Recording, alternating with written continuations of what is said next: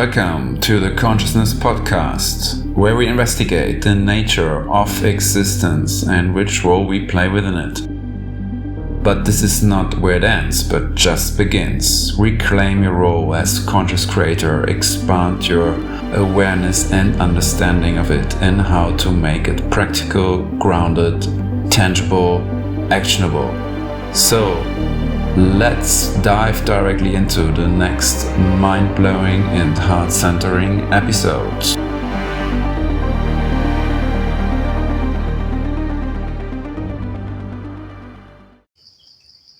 Hello and welcome to the first episode of Consciousness, an Awakened Self podcast. And in this first episode, it's all about the question, when do you actually know you are conscious and when not? The biggest question of all. So what does it actually mean to be conscious? We could say everything actually is already consciousness, but it's a bigger leap to saying consciousness is becoming conscious of itself. So if we come from a perspective that all is one and one is all, then this means everything is one consciousness, everything is one intelligence. And that intelligence basically is in every little thing. But what makes us humans different from the rest of the species on this planet is actually that we have the capability to realize that we are consciousness embodied as a human. And this is the process of becoming aware, conscious, or awakening, in that moment where you realize you're not just your body, you're not just your mind, but you come into the observer mode, even if you just get a glimpse of it, and you see there is something more at play than just my mind or my body. And this can show up in many different ways, of course. The first one is actually like a big sign that you are conscious is actually you suddenly realize something is off, something is weird, something is strange. I don't know what it is, but I feel different. That's usually how it starts for a lot of people. They start to feel so different that that's the second point. Actually, they are not fitting into the environment anymore. They have problems associating themselves with the environment they've been in all their lives, like their friends, family, colleagues, and so on. And that's the moment where the internal process starts of like, oh, what's suddenly wrong with me? I feel so weird. But this is also a very good sign you're actually starting to become more conscious, more aware. And that leads also directly to the third point. That is a very dominant sign you are awakening. You actually have existential questions like, who am I? What am I doing on this planet? Why do I feel different now? Why do I not fit in anymore? What's going on? What's going on inside of me? And that's where your investigative journey also starts, your journey of awakening, your journey of becoming more conscious, your journey of becoming more aware. Once you have initiated, or this journey for you got initiated, there is usually no turning back anymore. You will continue to investigate it, or you will have to put a lot of resistance and force against that inner desire to actually investigate your own inner nature and open more up to your inner world, open more up to your true inner self, rather than just being stuck and hung on with your ego mind, which you, before your awakening, completely identified with and thought this was all to the game. But the field you're playing on is so much bigger. but the mind is just a very limited faculty that only knows what it knows. Yeah, that's something to remember. The mind only knows what it knows. So you can put more information into it so it can expand its reservoir of knowledge. But then still, it's a very limited capacity. And most of the people actually run on that limited capacity all their lives, while being additionally actually asleep. So we could also say being unconscious, unaware, means actually to be in a sort of zombie mode, to be in a sort of sleepy mode. A sleepy mode where we just do our life automatically. Now you could argue, yeah, but I'm also taking choices, booking my next holidays, deciding for having a baby or for the next job and so on. But is the question, is that really you who's deciding, or is it just your ego mind? Yeah, is it really a conscious decision, or is it just a decision that comes from conditioning from your environment, which plays another big role in the whole concept of what actually a human being is and what it means to awaken? Is like you have been imprinted all your life, actually already since the conception, throughout the pregnancy of your mother, and specifically in your childhood between 0, 7, 8, but also beyond that, and still you've been actually continuously conditioned to not be yourself, to live up to your family standards, to society standards, to cultural standards, to the expectations of your friends, family, society, and so on. So in the journey of awakening, you actually also have to become aware of that. So you have to see, oh shit, until now, I've been living my life like this. Like I've been only living it in terms of the conditioning I have received. It's been not a life on my own terms, but it's been on the terms of everybody else.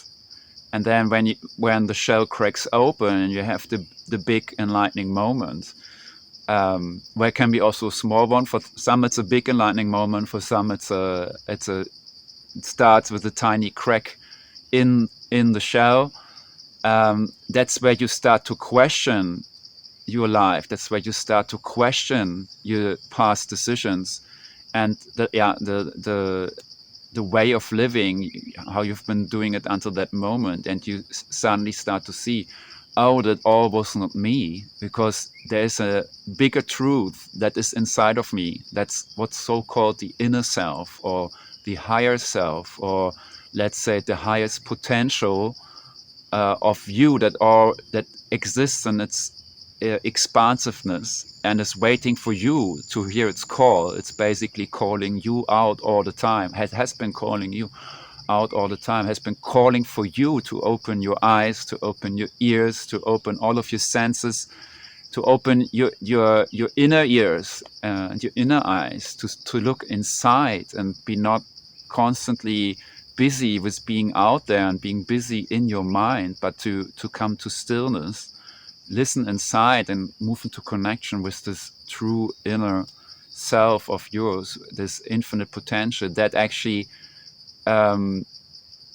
is, once you understand who you truly are, is the true you. And when you awaken to that inner dimension, to that inner self, and you start to idealize more and more, align your ego self with that true inner self, and align your goals, your dreams, your visions, and so on, what you go after in life, with more and more with that inner self. And then what you're gonna see is also, the more you come into alignment with that inner self, the more effortless life starts to become. It's not anymore so much a big struggle, full of suffering and pain and so on. But it is so until you consciously choose to align with it, because you are in resistance of your own inner nature. You are working against your own inner nature because you are not being your true self.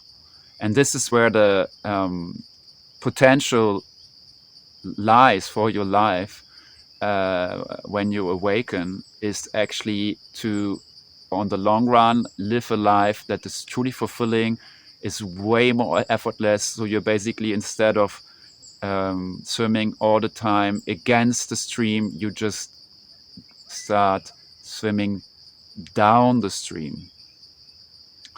And that, of course, is very effortless. Still in the stream, there are some obstacles, but the water is a very adaptable element. It just floats around it, or eventually it carves a way through it, but it always finds its way downstream.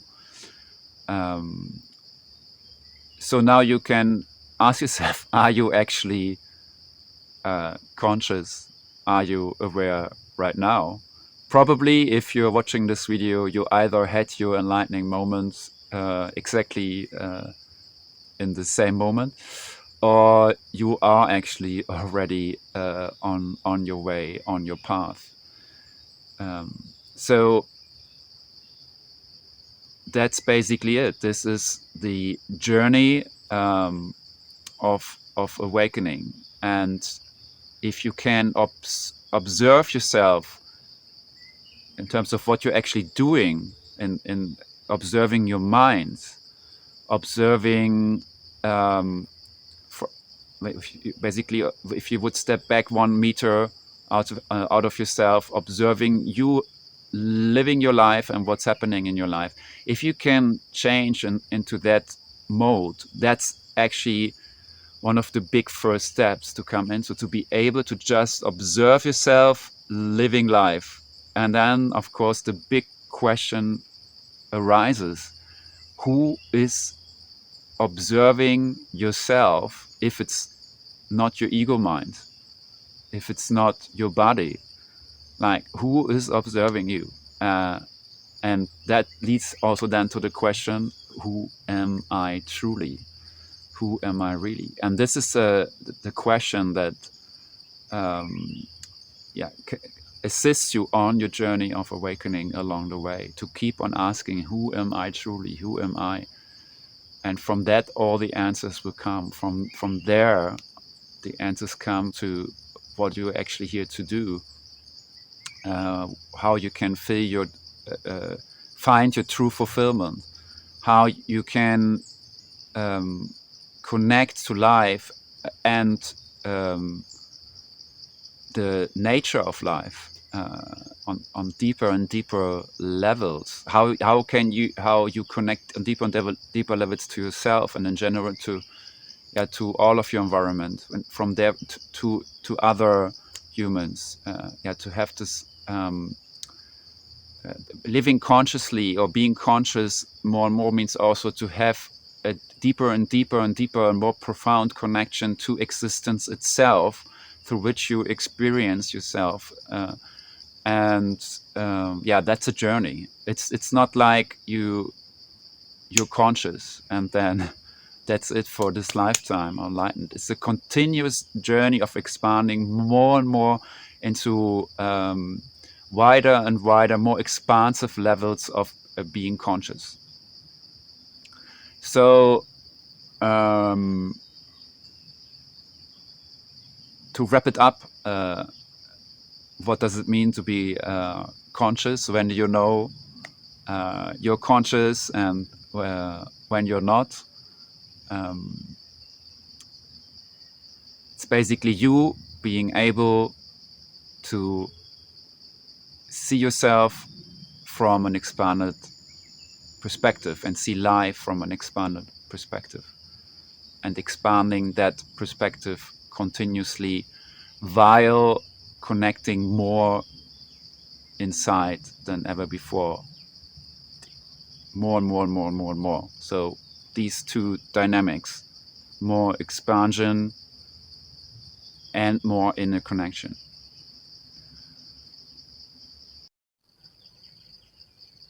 If you're watching the video podcast right now, you might have noticed I've changed sceneries. No worries.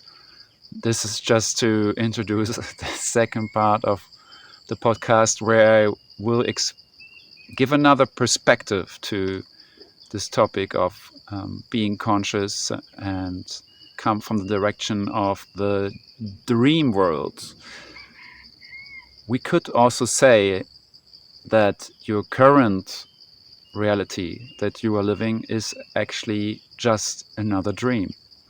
Like when you go to bed and dream, it just operates on another or a little bit different set of rules than our dreams in dream time.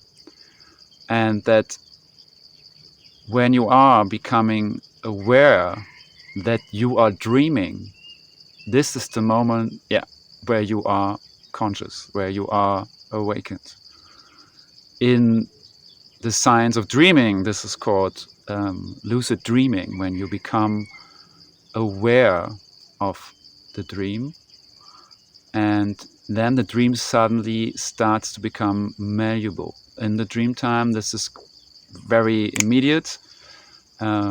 Here in physical reality, we're still operating in terms of time, so malleability is a little bit slower than in dream time, but still it is a dream. And different cultures around the planet actually work with this concept very tangibly, like in shamanic cultures, but also in Buddhism, for example. It's an integrated practice to train lucid dreaming, so that eventually you use the dream time as a training camp, actually, to become more and more aware. And then over time, you can transcend this awareness from dream time into your physical reality, or the physical dream that we are living. So you become more and more aware on this plane too, as well as you realizing how malleable dream time is in your actual dreams. You start to also become aware, the more aware and conscious you are, how much influence you actually have on your own reality, how you actually constantly, if you're aware of it or not, are the creator, are the producer of your own movie, of your own reality. So this is an invitation for you to contemplate this concept of the dream, and what would it mean to you if you would actually be living in a dream, and to play also with that, to actually intend to become aware in the dream and be more aware in the dream. It might be, on the one hand,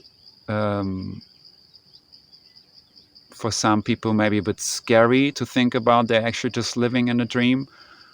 But if you can drop that, being scared and fear, because it's just the fear of the unknown, the fear of what you don't know. But how can you fear of what you not know?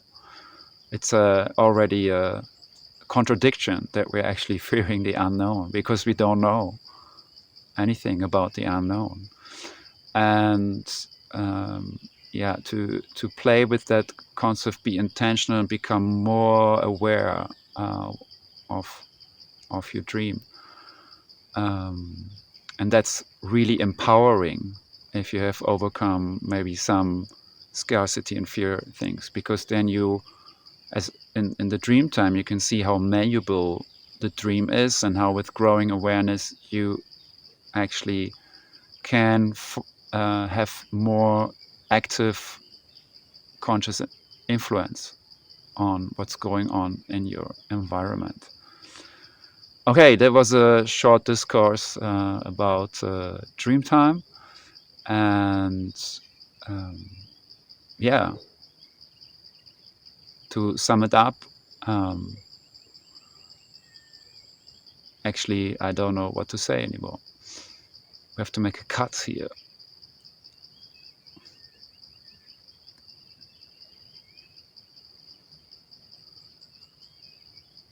And if we take this concept even further and we look at another plane of dreaming, which is actually you having your dreams, having your visions for your life, if you have any, but I would highly recommend you to craft some, then we can actually go even further and say you have the capacity to dream your dreams awake. So you bring them from the non-physical, which is actually also the dream lucidity state, into the physical. Because through you becoming more aware, your reality becomes more malleable. So you can actually use your conscious intention to influence this reality dream we're living with a desired reality that you wish to have come into existence. But that demands a shift on your side, because you have to ask yourself, who is actually the identity or the being that dreams that vision, that is your vision, that is your actual dream? So who do you need to become in order to be the one who is already living in that dream? Because if you can perceive it, it actually is in some way or another already real in the infinite space of possibilities. So with that growing awareness and consciousness, you will have more ability to actually weave those dreams into your physical experience of reality, if you master the game of realizing that you are not stuck in your ego mind, that you're not stuck with your personality, but on that process of growing awareness, you also start to become aware, I can become almost anything. I can shape myself, shape shift myself into another identities. And then it becomes really interesting, because when you are malleable, your reality becomes even more malleable. But this is a whole different topic, which we will go deeper into another episode. So here at this point, I'm also curious, do you actually, what would you say, would you consider yourself already sort of being aware? How long have you been on the journey? What have been your experiences? What has been, like your own individual process? Because the path of awareness, of awareness and becoming conscious is it's not a beaten path in that sense. It's actually a very individual journey. It's like basically you going up a mountain, and many people have gone up this mountain before you. And so you find many different pathways, and they are crossing, and there's very old pathways, and there's very new pathways, and then there's also going to be pathways you might not be walking of others, but you create new pathways up that mountain. That's the mountain of absolute consciousness of enlightenment. And yeah, we here and there we walk a more beaten path, and we go a newer path, and then we maybe go our own path, and then we come to another path somebody went before. So it's a highly individual journey, and that's something also to acknowledge, that there is not one way. There is many ways up the mountain, and they're very individual. We can help each other on the way, inspire each other, reach out for each other with our hands and pull us up here and there, and put some way showers and stuff like that. But in the end, you have to walk it yourself. There's not going to be somebody carrying you up the mountain, or there's not going to be that one single true way. So this is an illusion. This is an ego trap. If there's anybody who claims he found the way for everybody, there is not that way for everybody. There is a way for everyone individually. So that's it. The dreamscape actually is a powerful concept if you can wrap your mind, but even more so your heart around it. And I hope it can help you on your path. Well, if you like this first episode of the Consciousness and Awakened Self podcast, please give it a like, subscribe here. Also in the show notes, you can find the link to my newsletter if you want to stay up to date. And please give it also your comments, feedbacks. That's what this podcast is supposed to live from. It's an alive being. It's breathing, and it waits for you to move into interaction with it. So to move into an interaction with me. So leave your comments, your feedback, your questions, and this is how we can continue the conversation. Thank you so much for listening, and I see you in the next episode in the Consciousness podcast.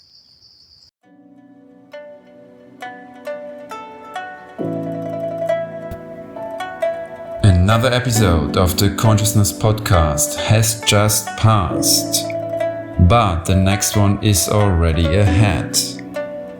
This is a place where consciousness is not only a conversation, but a celebration, something to expand into. Stay tuned and aware for the next show to come, and don't forget, consciousness is always with you as it is around you, leading you towards more of who you are already.